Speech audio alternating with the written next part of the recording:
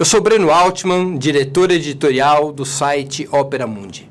Eu queria convidar vocês a assistirem os vídeos do Opera Mundi no nosso canal do YouTube. Também aproveito para chamá-los a assistir esses mesmos vídeos na TV 247, que é nosso grande parceiro nessa batalha por uma comunicação independente e verdadeira em nosso país.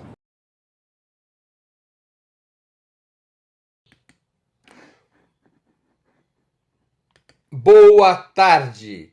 Está começando mais uma edição do programa 20 Minutos História. O tema de hoje: qual foi a importância real do dia D? Como vocês sabem, de tanto que já saiu na literatura, no cinema, o dia D é como se convencionou chamar a invasão das tropas aliadas ocidentais na Normandia, no dia 6 de junho de 1944.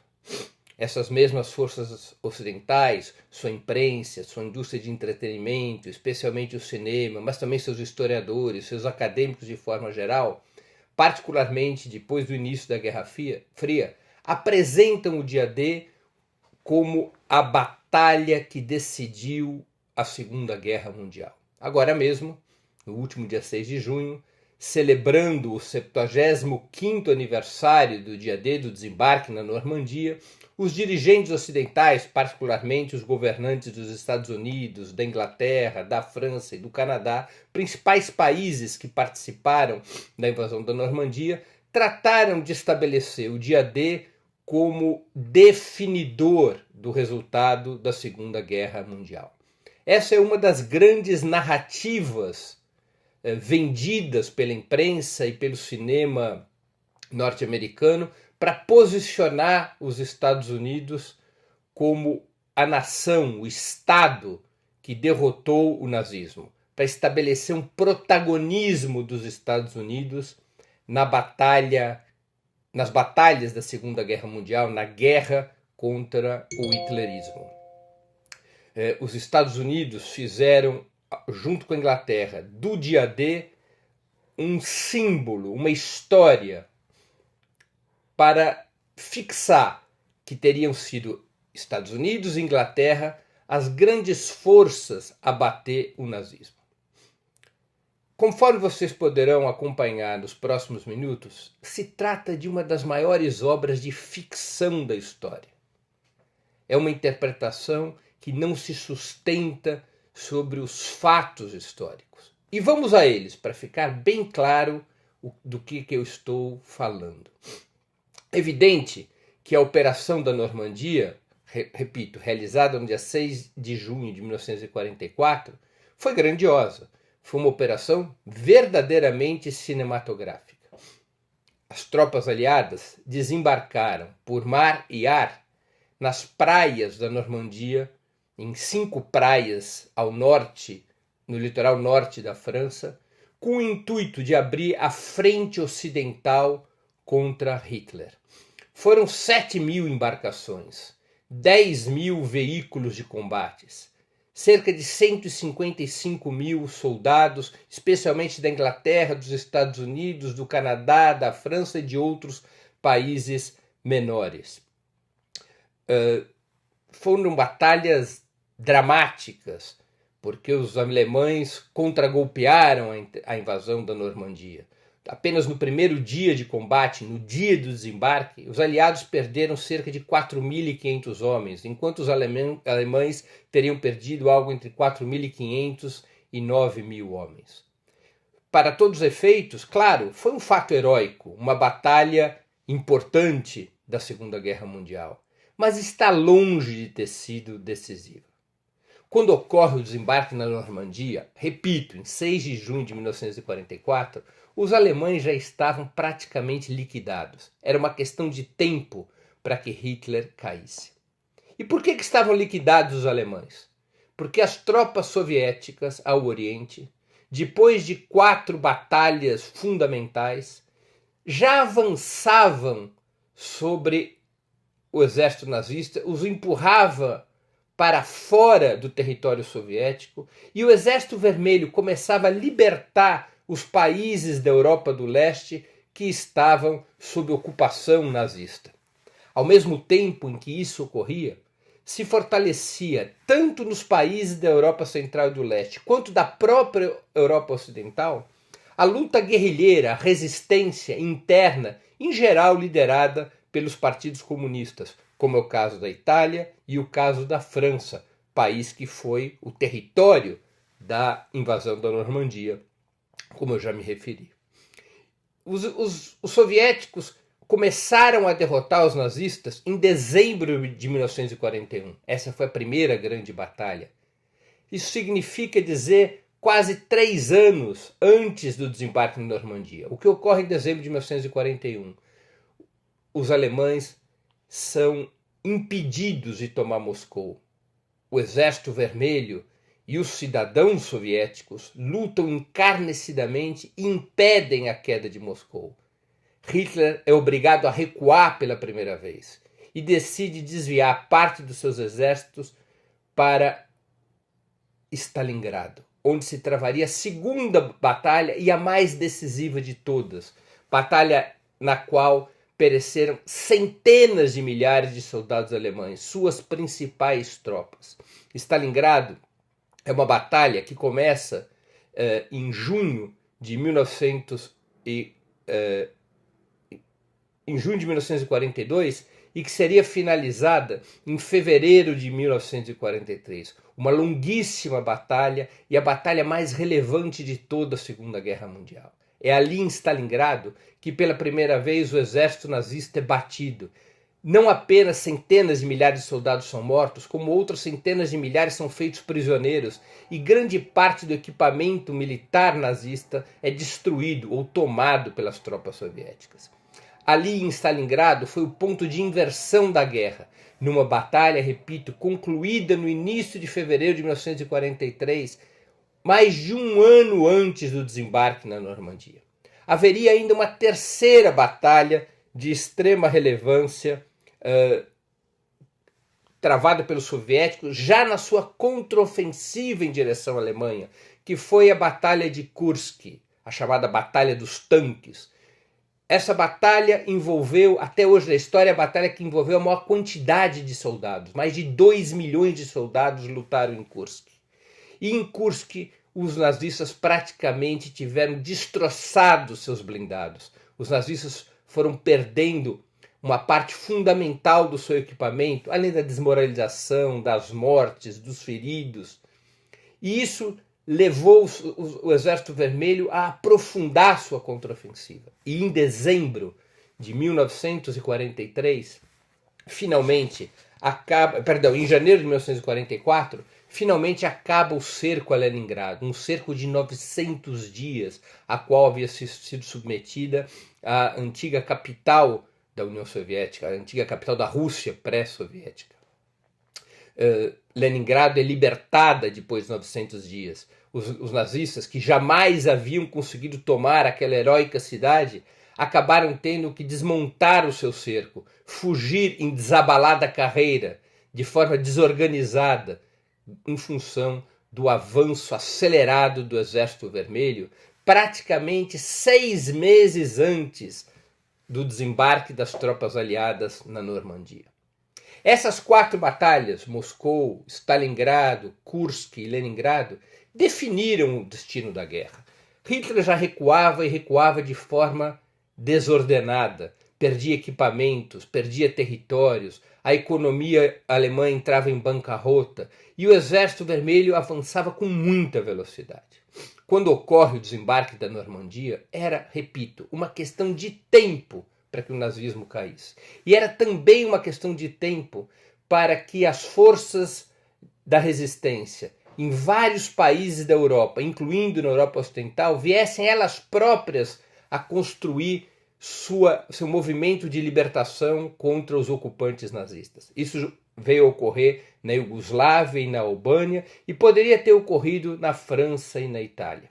De alguma forma, a estratégia norte-americana e inglesa do desembarque na Normandia tinha menos a ver com a guerra contra o nazismo, era um desembarque já tardio e desnecessário, e mais a ver com o posicionamento que teriam Estados Unidos e Inglaterra diante do novo quadro surgido com a derrota iminente do nazismo e com o peso que a União Soviética e os partidos comunistas poderiam ter naquele continente. Afinal, Stalin pedia a abertura da Segunda Frente desde 1942. Os aliados, repito, Estados Unidos e Inglaterra, demoraram praticamente 2 anos para abrir a Segunda Frente, quando os nazistas já estavam derrotados, quando os nazistas já haviam perdido em grande escala sua capacidade de combate. Outro dado importante para demonstrarmos que a frente oriental foi muito mais decisiva que a frente ocidental está na disposição das tropas alemãs. Mais de 80% das tropas alemãs, dos seus exércitos, se concentravam na frente oriental. Apenas 20% na frente ocidental. Desses 80% que se concentravam no Oriente, que travaram a guerra contra a União Soviética, estavam os melhores exércitos, mais bem equipados, mais bem treinados, com seus oficiais mais qualificados. O fronte ocidental representava uma parcela relativamente pequena da concentração de tropas da Alemanha. É verdade que alguns importantes oficiais comandaram o exército alemão ao Ocidente, mas oficiais que haviam sido derrotados em outras batalhas, como Rommel, que havia perdido a batalha na África, e que assume o comando do front ocidental. Outro elemento importante. Enquanto o Exército Vermelho avançava rapidamente sobre Berlim, já em 1944, e finalmente chegaria na capital alemã em abril de 1945, fincando a bandeira com a foice e o martelo no antigo parlamento alemão, enquanto o Exército Vermelho avançava nessa velocidade, os exércitos ocidentais que haviam tomado parte na Normandia, na invasão da Normandia, no desembarque da Normandia, tinham enormes dificuldades, avançavam muito lentamente, conseguiram atravessar o Reno 6 meses depois da ocupação do desembarque na Normandia. O Reno é o rio que divide a Alemanha da França. O exército ocidental não lograva, com a mesma velocidade do exército vermelho, romper a resistência imposta pelos exércitos alemães. E já naquele momento teve participação decisiva, especialmente na França, a resistência, os maquis, os soldados irregulares comandados pelo Partido Comunista e pelo gaullismo. Eram duas correntes que comandavam a resistência francesa. Os comunistas e os gaullistas, que finalmente firmaram uma aliança contra o nazismo no ano de 1944. Esses são fatos que demonstram com muita clareza que a narrativa dos estados capitalistas e da sua indústria cultural sobre o dia D não passa de uma falácia. Ninguém deve, evidentemente, retirar o caráter heróico do dia D. Milhares de soldados morreram. Milhares de soldados foram enterrados longe de suas famílias. Foi um dia histórico o desembarque na Normandia. Mas está muito longe de ter sido o que apregoam os líderes ocidentais, a batalha que mudou o rumo da Segunda Guerra. A Segunda Guerra já estava definida. O dia D é uma batalha tardia, uma batalha secundária, uma batalha marginal na vitória contra o nazismo. As forças fundamentais para vencer, para bater o nazismo, foram as forças comandadas pelo Exército Vermelho, pela União Soviética, então liderada por Stalin, como elogia a própria música que eu coloquei na abertura do programa, Stalin Wasn't Stalin, a música que dizia que o Stalin não estava parando e que Stalin era a grande força na luta contra Hitler. A música fala de Stalin, mas quer se referir ao Exército Vermelho, ao papel da União Soviética. Na verdade, nos primeiros anos